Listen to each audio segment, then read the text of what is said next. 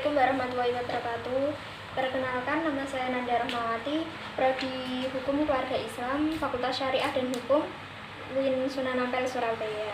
Jadi begini, Bapak, saya di sini akan mewawancarai jenengan terkait tentang toharoh. Dan di sini saya akan mempertanyakan apa yang dimaksud dengan toharoh dan jenis-jenisnya. Terima kasih. Apa yang dimaksud dengan toharoh dan jenis-jenisnya? Ya. Toharoh adalah bersuci dari hadas dan najis, yaitu keadaan suci setelah melakukan wudhu, tayamum, dan mandi wajib. Adapun jenis-jenis toharoh yaitu ada dua.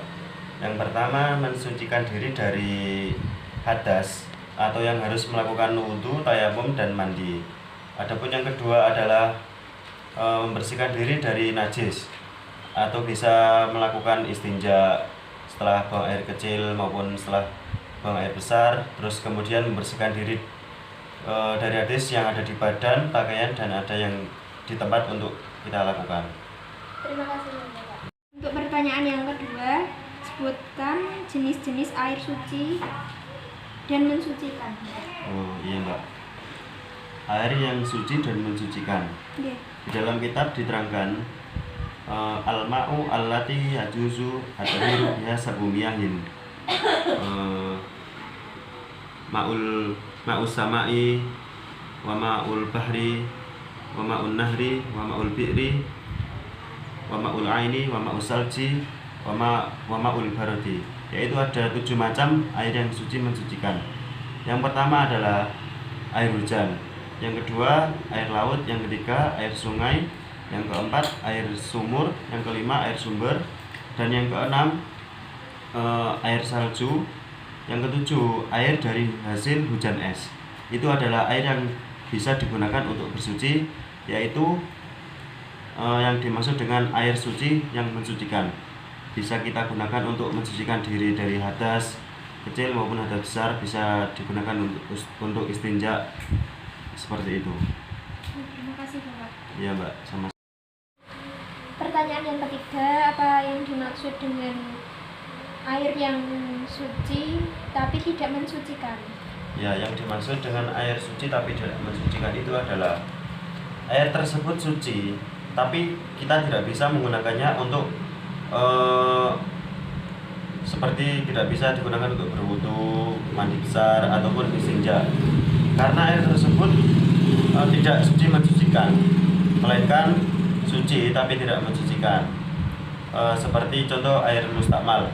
Air mustakmal adalah air yang setelah kita gunakan untuk bersuci dari hadas, seperti air wudhu dan air mandi. Yang kedua, dengan air yang telah digunakan untuk membersihkan najis atau kotoran. Namun air tersebut tidak berubah pada warna, rasa, dan baunya. Dan akan tetapi air mustakmal tersebut bisa kita gunakan untuk bersuci atau bisa menjadi air yang suci dan mensucikan apabila air tersebut melebihi dari 2 kolah, atau seperti contoh dalam kolam, pasti air tersebut melebihi dari 2 kolah. Meskipun air tersebut telah digunakan mandi, wudhu, itu kita gunakan terus, tidak apa-apa. Yang kedua yaitu air mutaghayyar. Air mutaghayyar adalah air yang berubah, yang mengalami perubahan pada air tersebut yang kena campuran oleh barang suci yang lainnya. Seperti contoh air teh.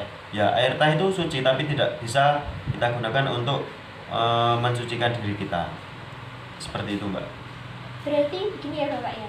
Seumpama tidak melebihi 2 kolah itu tidak boleh. Ya, tidak bisa kita gunakan untuk bersuci. Seperti itu. Terima kasih Ya, karena Mbak, untuk memenuhi tugas kami di hukum peribadatan, kami ucapkan terima kasih kepada Bapak narasumber. Wassalamualaikum warahmatullahi wabarakatuh. Waalaikumsalam warahmatullahi wabarakatuh.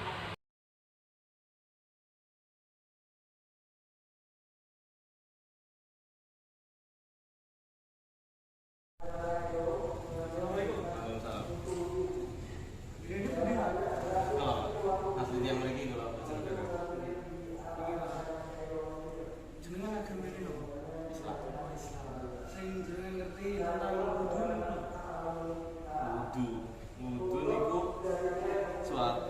Kalau dalam pengertian ini suatu kegiatan kegiatan mensucikan diri dengan gerakan dan doa yang telah ditentukan. Mata ini. Videonya kalian tiap tayamum. Kalau tayamum juga mensucikan diri dan dengan gerakan dan doa yang telah ditentukan, tapi tanpa menggunakan air, jadi mengganti wudhu mantan. Oh,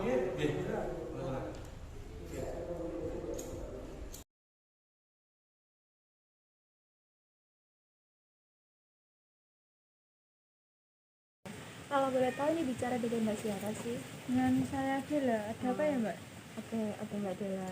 Jadi di sini saya mendapat tugas dari mata kuliah Hukum Peribadatan Islam untuk berwawancara kepada masyarakat.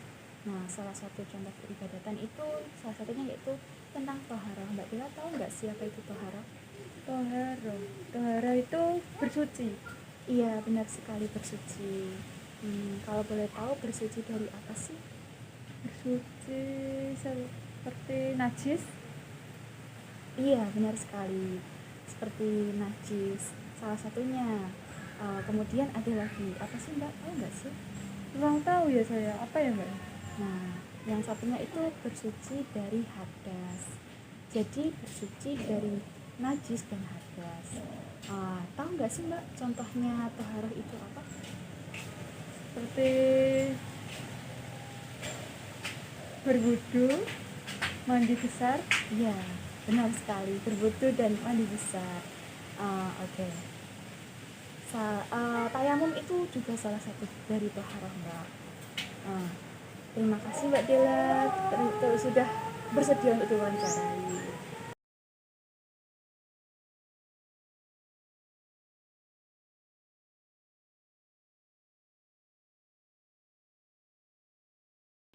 Assalamualaikum warahmatullahi wabarakatuh. Perkenalkan, nama saya Sultan Andifila dari Prodi HKI. Saya akan mewawancarai Mas tentang bab toharo. Apa yang Mas ketahui tentang toharo? Menurut saya tohara itu adalah bersuci. Ya, betul sekali. Lebih lengkapnya toharo adalah bersuci dari hadas maupun najis. Usman. Untuk pertanyaan yang kedua, sebutkan apa saja air yang bisa digunakan untuk bersuci. Terima kasih. Menurut saya yang bisa buat mensucikan adalah air hujan sama air sumur. Betul sekali. Tapi air salju, air sumber itu juga termasuk air yang bisa untuk digunakan bersuci. Terima kasih. Usman. Untuk pertanyaan yang ketiga, sebutkan air yang bersuci tapi tidak dapat mensucikan. Terima kasih. Yang saya ketahui air teh sama air yang bercampur rasa-rasa. Ya, betul sekali. Terima kasih.